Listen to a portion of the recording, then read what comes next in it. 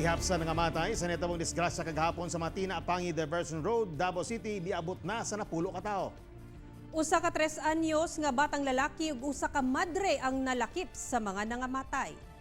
Samtang driver sa nakabanggang wing van truck bag-atubang ug patong-patong nga mga kaso. Anya ang report. Sa nahitabong mangilngig nga disgrasya kagahapon sa Matina Apangi, humanawadan og break ang usa ka wing van. Misaka na sa pulo ka tawo ang nangamatay.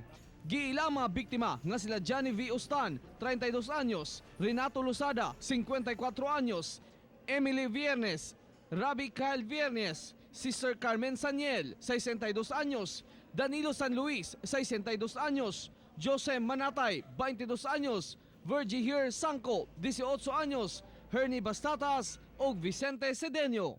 Ang kabanay sa makinahang namatay nga sila Emily Viernes o anak nining 3 anyos nga si Rabi Kyle, dili pa kuno madawat ang hitabo.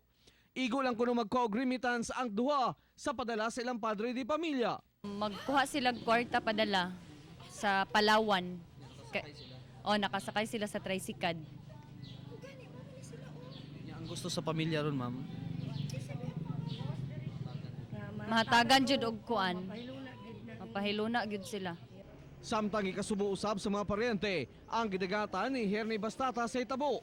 Igo lang kuno midayo sa Davao City ang biktima, gikan Midsayap North Cotabato, aron makaskwela, ilalom sa PM Sisters. Depende pa po sa ginikanan lagi. Oh, After ang mga pahiluna, sir, idalagid sa... madala gid siya namo siya sa Midsayap. Sa napulo ka namatay, usa sa mga biktima, madre, ubo sa Congregation of Presentation of Mary Sisters nga si Sister Carmen Saniel. Samtang ang driver sa wing van nga si Joel Sinampay, gikustudiya sa Tolomo Police aron pasakahan og kaso. Expedite niya yung filing ng kaso for sa driver ng wing van truck kahapon for reckless imprudence resulting to multiple homicide, serious physical injuries, and damage to properties. Kauban si Leo Arcaje sa kamera, ako si Real Soroche para sa One Mindanao.